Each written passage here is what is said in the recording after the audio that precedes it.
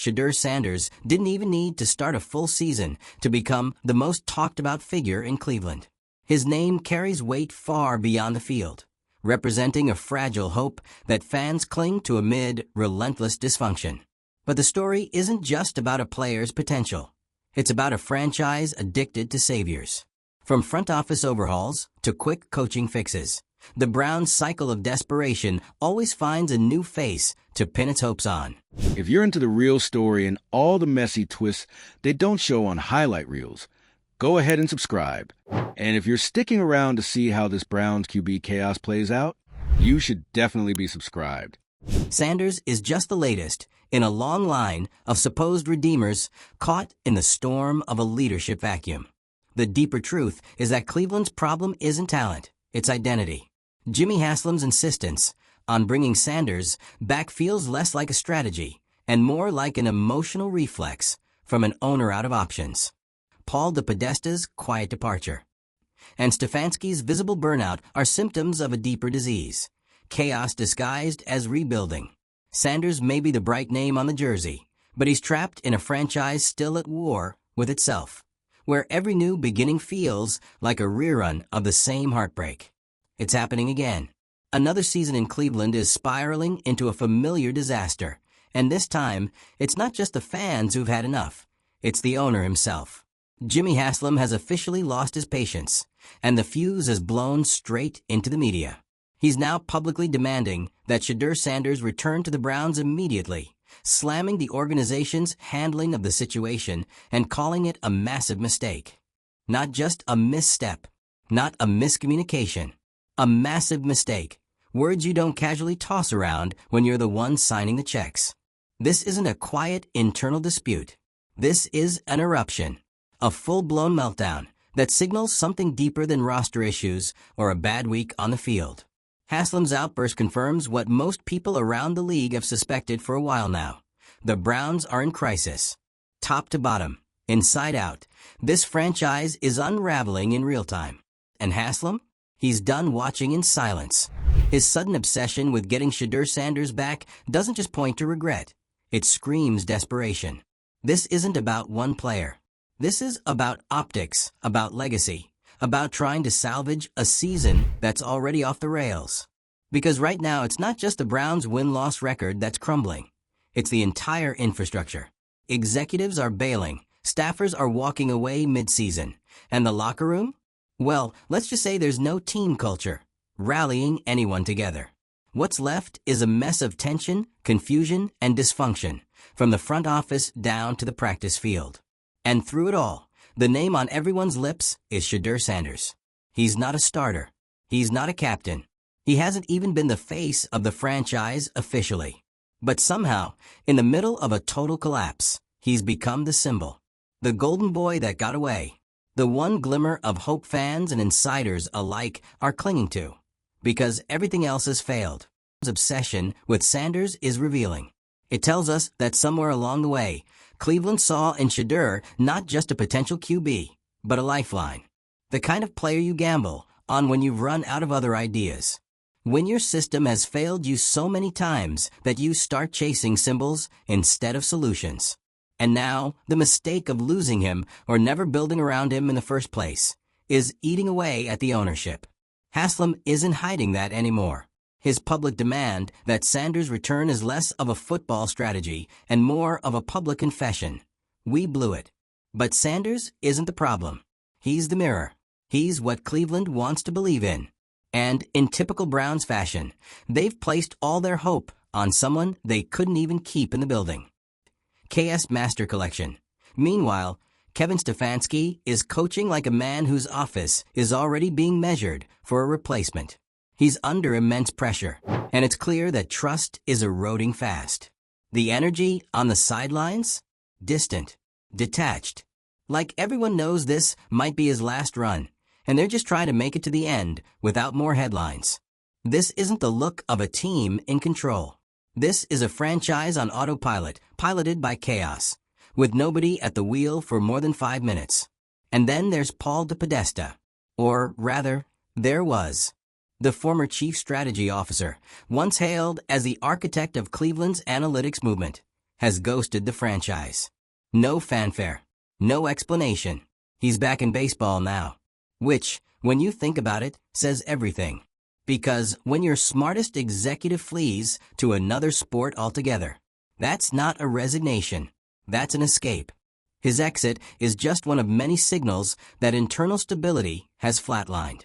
And when staff start quitting mid-season during the grind of the year, it's not just about job performance.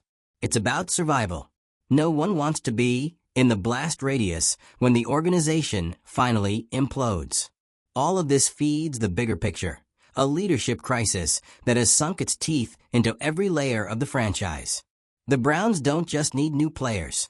They need a total reset of identity. But instead of strategic decisions, they're getting emotional ones. Haslam's public demand for Sanders? It's not a plan, it's a flare shot into the night sky. A last-ditch attempt to find direction in a sea of bad calls and worse timing. It's crisis mode logic. Make a dramatic move, say something loud, shift the conversation. Maybe, just maybe, it distracts from the fact that this team has no functional foundation. But people are paying attention. And not in the way you want. The media is locked in, feeding on every leak and quote. Fans are spiraling between anger and apathy. The locker room is tired, and the coaching staff looks like they're waiting to be sacrificed to the chaos gods. And through it all, the ghost of what Shedeur could have been is floating above the franchise like some mythical fix-it button. That's the most Cleveland part of all this. The endless cycle of rebuilds and redos, each one promising to be different this time, only to fall apart before the paint dries. And now, the Browns are knee-deep in another reboot, and this one's already unraveling. You don't have to squint to see where this is heading. More firings. Another interim coach. A fresh round of slogans and promises. And a few months from now, some carefully staged draft day optimism meant to make everyone forget how this version of the team fell apart. But let's be clear, until the root issues are addressed, unstable leadership, impulsive ownership, non-existent culture, none of it will matter. You could bring back Sanders, sign the best free agents, clean house completely. It won't fix anything until the people making decisions stop chasing shiny objects and start building something real. And that's the tragedy of this moment. The fans aren't wrong for hoping. They're not wrong for wanting Shedeur Sanders to be the answer. But hope without structure is just a fantasy. And the Browns? They've been living in that fantasy for too long. Shedeur didn't fail Cleveland. Cleveland failed him. Just like it's failed countless others before him. And unless something fundamental changes at the top, the next savior will suffer the same fate. So here we are, Haslam screaming into the void, Stefanski waiting for the curtain to drop, and a fan base still holding out hope because what else is there? Maybe Sanders will return. Maybe he won't. But as long as this organization keeps repeating the same patterns, the name won't matter. The outcome will be the same. If you're still following this mess, and honestly, how can you not be, drop a comment with your take. Should Haslam step back from football decisions? Should the Browns double down on trying to bring Sanders back? Or is this just another distraction from deeper problems the team refuses to address? Make sure to like the video if you've ever rooted for a team that breaks your heart like clockwork. Hit that subscribe button to keep up with the drama. And share this with someone who needs to know they're not alone in watching the Browns meltdown again. Let's keep it going, because this saga is nowhere near done. Jimmy Haslam's public meltdown isn't just a dramatic footnote in another bad Brown season. It's the main event. It's the moment everything that's been boiling beneath the surface finally exploded. And in classic Cleveland fashion, it's messy, emotional, and totally lacking a coherent plan. Because when a franchise owner is publicly demanding the return of a college quarterback who was barely part of the program to begin with, that's not strategy. That's panic. That's a man watching his billion-dollar investment spiral out of control and trying to yank the wheel back at the last second, with both hands and zero coordination. And the thing is, Shedeur Sanders didn't even ask for any of this. He didn't torch the locker room. He didn't clash with the coaching staff. He wasn't benched for poor performance or caught in some off-field scandal. He was simply another young player in a broken system, Another name added to the long list of talents wasted by Cleveland's inability to get out of its own way. But now he's the lightning rod, the scapegoat, the fantasy. Because the Browns don't rebuild, they romanticize. And right now, Shedeur Sanders is the fantasy they're clinging to. Meanwhile, everything else is on fire. You've got internal leaks flooding out faster than the team can patch them. Reports of dysfunction aren't rumors anymore, they're facts. Staffers quitting in the middle of the season? That's not just rare. That's catastrophic. It means people have so little faith in leadership, they'd rather walk away from a paycheck than stick around to see how bad it gets. And speaking of departures, the Paul DePodesta situation says everything you need to know.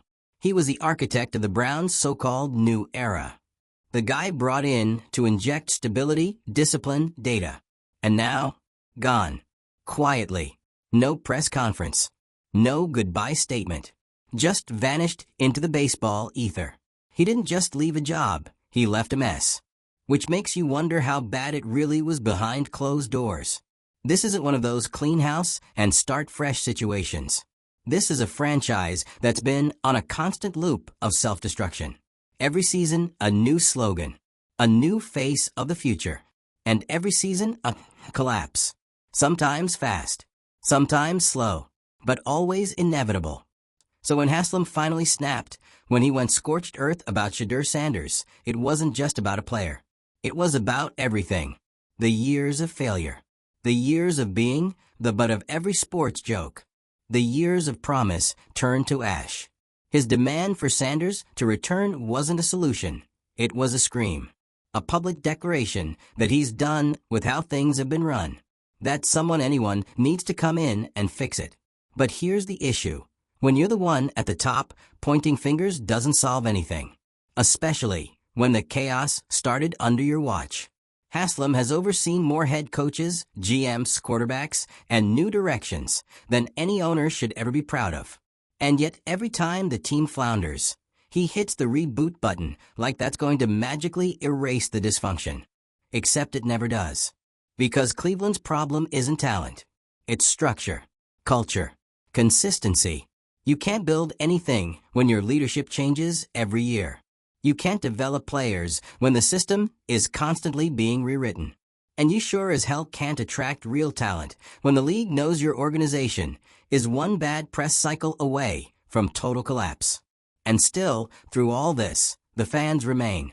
Cleveland fans are built different. They have to be. They're loyal through heartbreak, through quarterback number 27, through the endless parade of coaches and execs and draft busts. And even now, with the team in complete freefall, they're holding on. To what exactly? Maybe to Sanders. Maybe to the dream that if the team can somehow bring him back, things will magically shift. Maybe this is the move that changes everything. But deep down, everyone knows better. Because the Browns have tried this before. They've brought in the next big thing. They've hired the hotshot coordinators. They've thrown money at the problem. And still, the collapse always comes. And now, the team is caught in a cycle that feels unbreakable. Every few years, the team convinces itself it's finally fixed. We've got our guy. This coach gets it. This rebuild is different. But it never is. Because the problem isn't on the field. It's in the walls. Haslam's outburst might feel like accountability. It might even feel like leadership. But in reality, it's just another symptom of the chaos. Because real leadership doesn't demand one player come back and fix everything. Real leadership builds a system where players want to stay, where coaches can thrive, where stability is the rule, not the exception. Instead, the Browns are on the verge of yet another implosion. Stefanski's coaching like a man who knows he's on borrowed time. The locker room is fractured. The exec suite is half empty, and fans are left refreshing Twitter just to keep up with the next crisis. Shedeur Sanders isn't going to fix that. He never could. That's not a knock on him. It's just reality.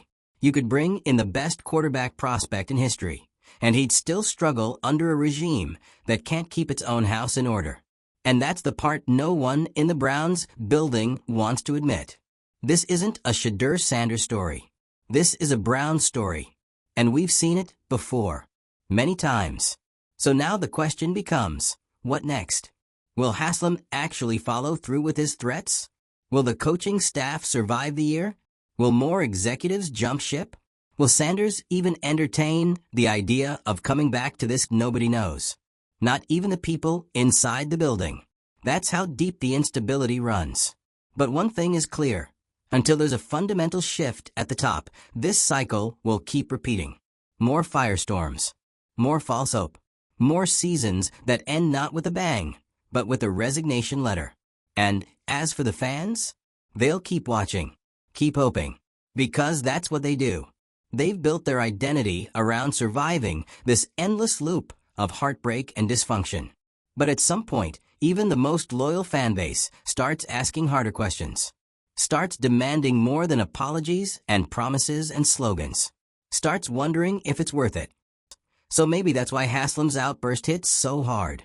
Not because it was surprising, but because it felt like the beginning of the end for whatever version of the Browns this was supposed to be. If this is the final act for Stefanski, DePodesta, and the current roster, then it's ending exactly the way it began, chaotically, dramatically, and without direction. And Shedeur? He'll move on. Maybe he becomes a star somewhere else. Maybe he avoids the toxic storm entirely. But in Cleveland? He's now just another name added to the long, depressing list of what could have been. At this point, even casual NFL fans are watching Cleveland like it's a reality show no one asked for, but can't stop binging.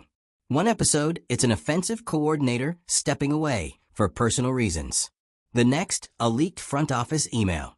Now, Jimmy Haslam is out here making public demands like he's trying to direct traffic in the middle of a 5-car pileup. You don't see this kind of dysfunction in most NFL franchises. Not like this, not this consistently. The Browns aren't just in chaos. They are chaos. The chaos is embedded in the organizational DNA at this point. And the Shedeur Sanders meltdown is just the latest proof. Let's break it down for what it really is. A franchise that built a narrative around hope, then fumbled it without ever fully realizing what it had. Shedeur Sanders had barely stepped into the spotlight before he became the symbol of the Browns' future. He was young, dynamic, confident. He had presence, even in limited reps. He drew attention in practice. He played through bad weather. He showed flashes of that rare it factor that teams spend years searching for. And what did Cleveland do? They let him slip through the cracks. They didn't build around him. They didn't lock him in. They treated him like just another piece of the puzzle in a system that hasn't completed a picture since the 1990s. Now they want him back. Not because they have a plan. Not because they've figured out how to fix the structure around him. But because he represents something they've already lost, possibility. And that's what this whole public Haslam eruption is really about. This isn't just about one player. It's about a franchise clinging to symbols because it has no system. When you don't have a foundation, all you can do is reach for stars and hope they don't burn out before they land. Meanwhile, inside the building, it's a slow-motion collapse. Kevin Stefanski is still here, for now. But everyone can see the writing on the wall. He's coaching in survival mode. His interviews are clipped. His body language is stiff. He's not leading with vision anymore. He's managing crisis. That's not sustainable, and everyone knows it. The coaching staff around him? On edge. When your head coach is under fire, it trickles down fast. No one wants to be next. Everyone's playing it safe, watching their backs, second-guessing every call and every statement. And nothing kills a locker room faster than fear. The players feel it too. It's in the way they play. Flat, unfocused, sloppy. It's not a talent issue. It's a leadership issue. You can't motivate athletes in an environment that feels temporary and tense. And right now, that's all the Browns are giving them. And the front office? What's left of it is just trying to keep the wheels on until the next overhaul. Because everyone knows it's coming. Haslam's mood tells the whole story. He's not playing the long game. He wants results, and he wants them now. And when that doesn't happen, the axe swings. You've seen this cycle before. The Browns load up on talent. They get a little media buzz. They beat a couple decent teams. And then, somewhere around mid-season, it all starts unraveling. A few bad losses, some ugly press, and suddenly the word rebuild is back in every press conference. It's not just exhausting, it's humiliating, especially for the fans. Because no one deserves this emotional whiplash more than the people in the stands and on the couch year after year, watching the same movie with a different cast. There's a level of loyalty in Cleveland that defies logic. Fans show up. They care. They hope. Even now, when the season's going sideways and the owner is making public pleas like the Browns are one Shedeur away from salvation, fans are still holding on. But for what? That's the question everyone's afraid to ask out loud. Because when your hope keeps getting weaponized against you, when every rebuild turns into another controlled demolition, it's not just frustrating, it's demoralizing. And that's the real cost of this latest disaster. Not just the headlines. Not just the firings that may or may not be coming. It's the erosion of belief. Not belief in one player. Belief in the whole system. And let's not pretend this is a surprise. The Browns have been here before. You can rewind 5 years, 10 years, 15, and it's the same story. Overhyped saviors.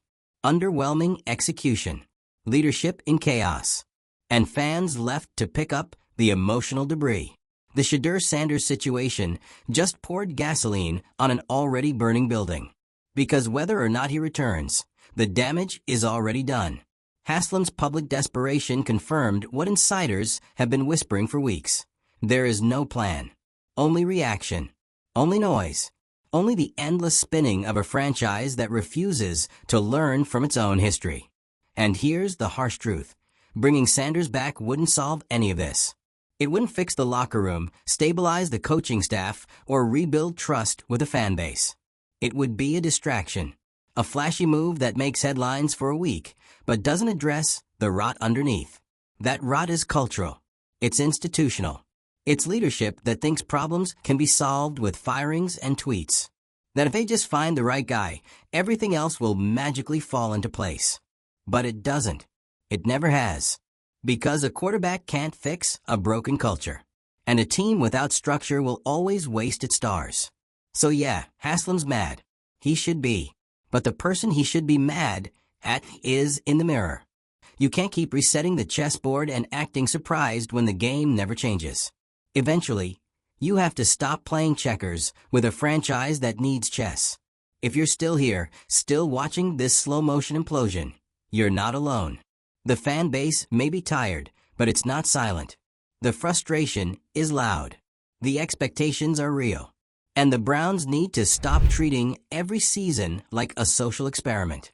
Drop a comment below if you've ever been gaslit by Cleveland football optimism. Like this video if you've aged 5 years just following one season. And make sure you're subscribed. Because if the Browns keep going down this road, we've got a lot more to talk about. This team isn't just in trouble. It's in denial.